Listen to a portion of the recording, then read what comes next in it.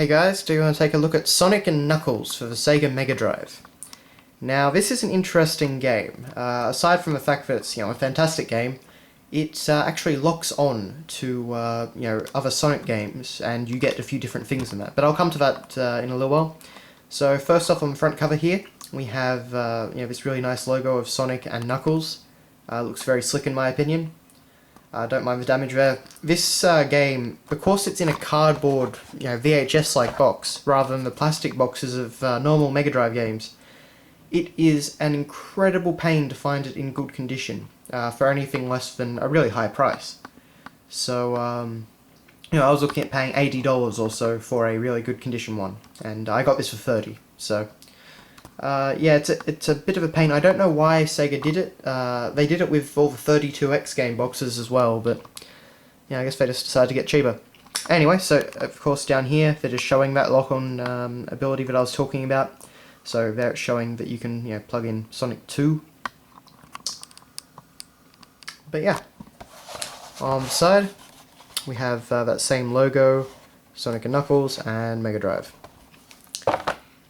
On the back, you can see we have a little thing here. I don't really know why that's there, but oftentimes I've found that that's actually ripped off the box, so this one actually still has it. It's a one-player game, as you can kind of see up there. It just describes the game, of course, in all the different languages, this being a PAL version game. So, Sonic and Knuckles join forces to defeat Dr. Robotnik in this massive new adventure. Experience the sheer power of Knuckles' fist attack, super glides, and wall climbing skills, or let rip Sonic's awesome super speed. And of course we get our screenshots there. So yeah, and it says you can combine it with Sonic 3, and if you do that, Sonic and Knuckles' revolutionary technology lets you lock on Sonic 3 and play as Knuckles in a 34 meg epic, packed with new secrets. And that's for real Sonic 3. When you have both these games combined. Of course, Sonic and Knuckles is basically the second half of Sonic 3 that they had to scrap to meet deadlines. So, yeah. And it also tells you, of course, that you can lock on with Sonic 2. And this allows you to use Knuckles to reach parts of the levels that no Hedgehog has reached before. And you can see, there he is on the Sonic 2 screen. It's not nearly as big a difference with Knuckles and Sonic 2, but combining this with Sonic 3, that's a really... You've got yourself a really, really good game there. Probably the best Sonic game, in my opinion. So moving on, we have our manual.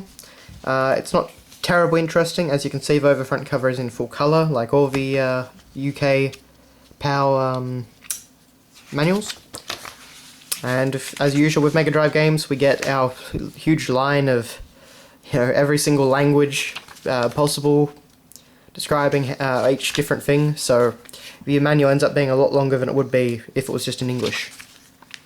So it explains the lock-on technology, yada yada yada. Then we get onto the story, sort of. It's nothing quite as detailed as Sonic 3's manual, but the last time Sonic and Robotnik went head-to-head, Sonic blasted Robotnik's Death Egg to smithereens. The explosion heaved Sonic deep into Floating Island's Mushroom Hills. And again, they're calling it Floating Island, not Angel Island.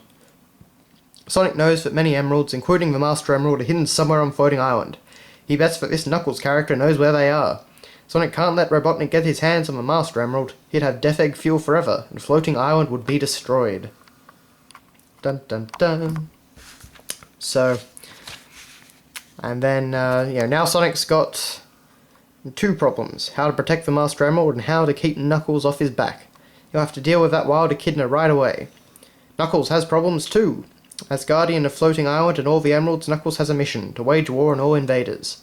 Whoever threw that bomb is in deep trouble. Knuckles is ready with tricks, traps, and bare-fisted attacks to keep Floating Island safe.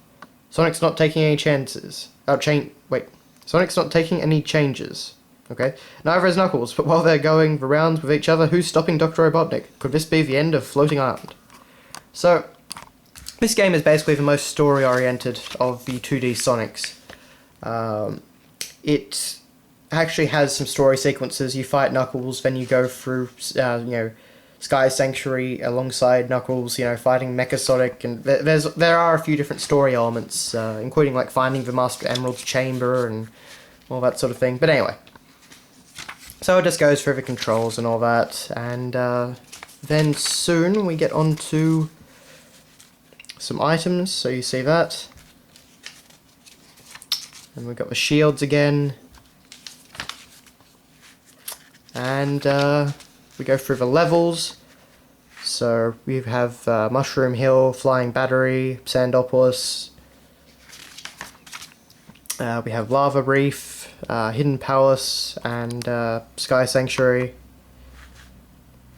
As you can see there. And finally, of course, we have Death Egg and Doomsday Zone. Go through the special stage, yada yada yada, anyway. And we get to Badniks eventually, as you can see. So, just go through all their names and whatnot. Nothing quite as good as Penguinator in my opinion. But, you know. Still some fun stuff.